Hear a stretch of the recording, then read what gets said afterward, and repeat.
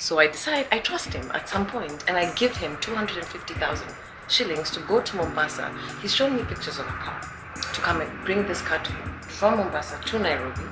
Already, at that point, I should have known I was going to get conned, right? But I didn't know. I had no idea how to buy a car. Well, for the last 3 days, there's this guy who has been trending in Kenya, and this is Robert Burale. And this guy identifies himself as a life coach, and he's also a pastor. Today we want to see another story. The reason as to why the guy has been trending is because he was on Mwakideu's show. Mwakideu has a podcast, so he had Burale just the other day.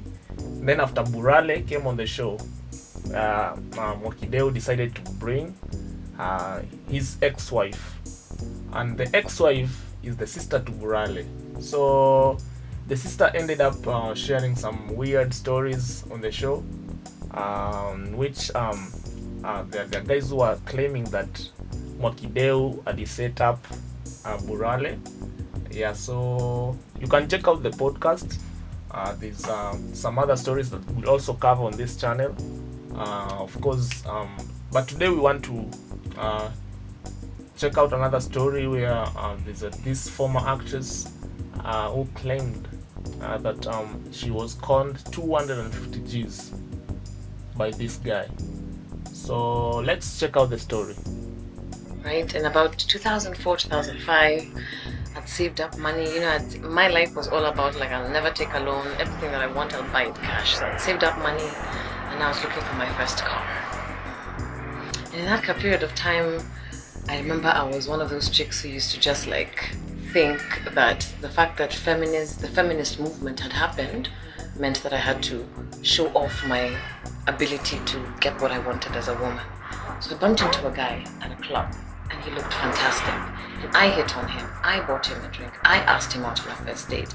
And we met at the Stanley, where he promptly bought me a glass of juice that should have been the clue to the con. So I'm looking for a car, and I'm just telling everyone about it. So when I tell him, he's like, "Oh, I'm a car dealer."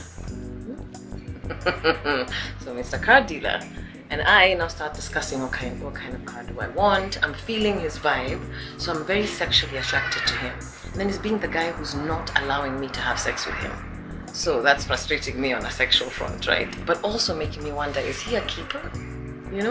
So I decide I trust him at some point, and I give him 250,000 shillings to go to Mombasa. He's shown me pictures of a car to come and bring this car from Mombasa to Nairobi. Already, at that point, I should have known I was going to get conned, right? But I didn't know. I had no idea how to buy a car. It was the first time I didn't ask anyone for advice. I thought I should do it myself.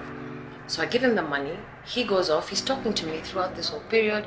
Gets to the coast. He's talking to me. Gets to the car. Takes pictures of the car. He's talking to me. He's driving back. I don't hear from him. Ever. Again. Please note, I was tuning this guy. He had taken me to his mom's house. He had taken me to a swanky office in Westlands that was his. So I start by taking those steps. I go to his mom's house. His mom doesn't remember me, doesn't know who I am. She refuses to open the gate for me. I go to the office in Westlands. Another company works there. They ask me, Robert, which is the name of the guy who had conned me. I've never heard from him. I reported the matter to the cops. They looked for him, said they couldn't find him. A few years later, I'm doing casting, and I find this guy now is conning people. He's an actor. So he's on a TV show, and I call the producer of that TV show and I say, "Chick, you're getting conned." In that melee of trying to figure out who this guy was, if his stuff was real, if he is a con man for real, he'd already conned about 4 or 5 guys in the production that he was working for. Many years later, I find an advertisement in the newspaper that says that there's a pastor in town who's going to pray for single women to get into couples, into marriages. And it's this guy, Robert, who's now a pastor. So I find his contact and I call him and I'm like, "Dude, do you still have my 250,000 shillings? Oh, meaning, oh, in fact, I'm born again. Oh, in fact, I want to make amends. Oh, in fact, let's meet at Trattoria on Wednesday at 7 o'clock and I'll give you back your money." Fool that I was. Where was I? Trattoria. 7 o'clock on that day, waiting for this guy who never turned up.